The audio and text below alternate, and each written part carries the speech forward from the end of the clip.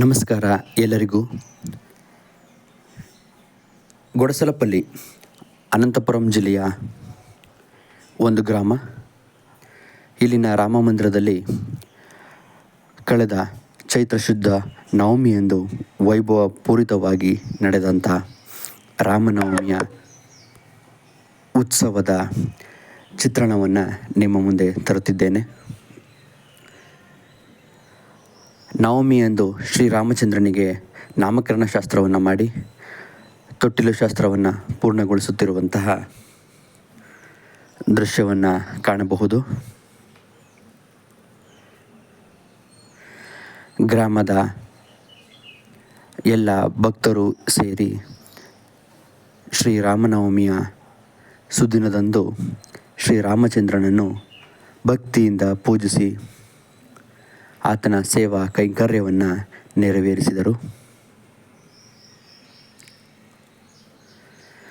ಮನೆಯಲ್ಲಿ ಮಕ್ಕಳಿಗೆ ಮಾಡುವಂತಹ ಆ ರೀತಿಯಲ್ಲಿಯೇ ಶ್ರೀರಾಮ ಪ್ರಭುವಿನ ಮೂರ್ತಿಯನ್ನು ತೊಟ್ಟಿಲೊಳಗೆ ಇಟ್ಟು ತೂಗುತ್ತಿರುವ ಹೆಂಗಳೆಯರನ್ನು ಕಾಣಬಹುದು.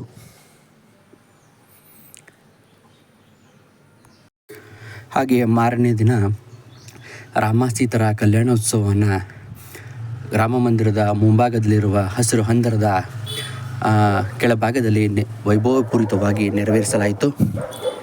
ಈ ಸಂದರ್ಭದಲ್ಲಿ ನೆರೆದಿದ್ದಂಥ ನೂರಾರು ಭಕ್ತರು ಶ್ರೀರಾಮಚಂದ್ರನ ಕಲ್ಯಾಣೋತ್ಸವವನ್ನು ಕಣ್ತುಂಬಿಕೊಂಡರು.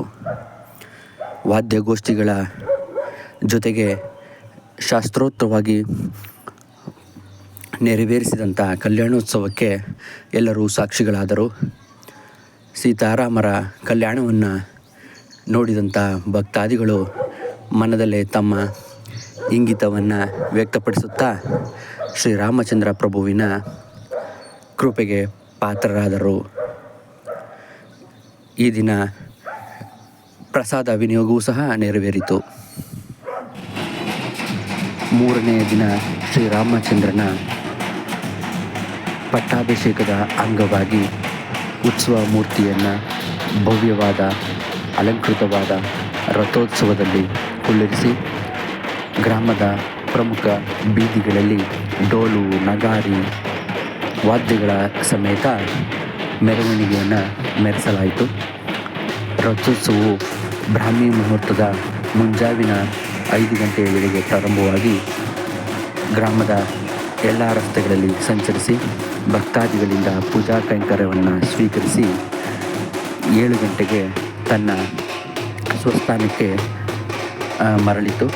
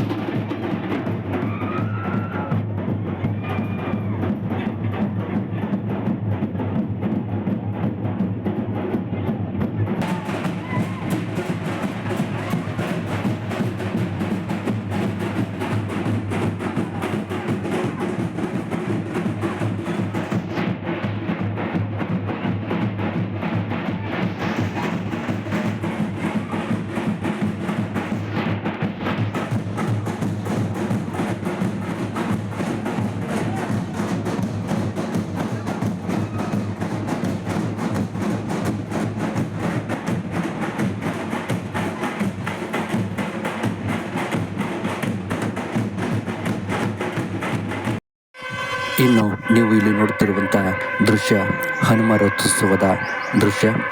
ಜನಸಾಗರದ ನಡುವೆ ತನ್ನ ಗಜಗಾಂಭೀರ್ಯದಿಂದ ಆಗಮಿಸುತ್ತಿರುವಂಥ ಹನುಮನ ರಥೋತ್ಸವವನ್ನು ಎಳೆದು ತರುತ್ತಿರುವಂಥ ಭಕ್ತಾದಿಗಳನ್ನು ಕಾಣಬಹುದು. ಇಂದು ಬೆಳಗ್ಗೆ ಬ್ರಾಹ್ಮಿ ಮುಹೂರ್ತದಲ್ಲಿ ನಡೆದ ರಾಮ ಮಹೋತ್ಸವವು ಮುಂಜಾವಿನಲ್ಲಿ ಕೆಲವು ಭಕ್ತಾದಿಗಳ ಒಂದು ಸಾಕ್ಷಿಯಾಗಿತ್ತು. ಆದರೆ ಈ ದಿನ ಸಂಜೆ ನಡೆಯುತ್ತಿರುವಂಥ ಈ ರಥೋತ್ಸವಕ್ಕೆ ಸುತ್ತಮುತ್ತಲಿನ ಹಲವಾರು ಗ್ರಾಮಗಳ ಭಕ್ತಾದಿಗಳು, ನೆಂಟರು, ಅತಿಥಿಗಳು ಆಗಮಿಸಿ ಜಾತ್ರೆಯ ಕಳೆಯನ್ನು ಕಾಣಬಹುದು. ಭಕ್ತಾದಿಗಳು ತಾವೇ ಸ್ವತಃ ರಥವನ್ನು ಎಳೆಯುವುದರ ಮೂಲಕ ಧನ್ಯತಾ ಭಾವವನ್ನು ತುಂಬಿಕೊಂಡರು. ನೆರೆದಿದ್ದಂಥ ಯುವ ಸಮೂಹ ಕುಣಿದು ತಮ್ಮ ಭಕ್ತಿಯ ಉನ್ನತಿಯನ್ನು ತೋರಿಸಿದರು.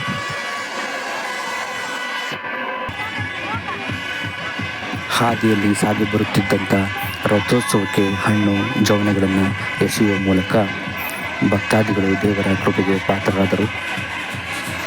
ಹಣ್ಣು ಕಾಯಿಗಳ ಅಂಗಡಿ ಮುಂಗಟ್ಟುಗಳು, ಮಕ್ಕಳ ಆಟಿಕೆಗಳ ಅಂಗಡಿಗಳು, ಹೆಚ್ಚಾಗಿ ಕಂಡುಬರುತ್ತಿದ್ದಂಥ ಹೆಂಗಳಿಯರ ನೆಚ್ಚಿನ ಬಳೆಯ ಅಂಗಡಿಗಳ ಸಾಲುಗಳನ್ನು ಜಾತ್ರೆಯ ರಸ್ತೆಯ ಎರಡೂ ಇಕ್ಕೆಲೆಗಳಲ್ಲಿ ಹೆಚ್ಚಾಗಿ ಕಾಣಬಹುದಾಗಿತ್ತು.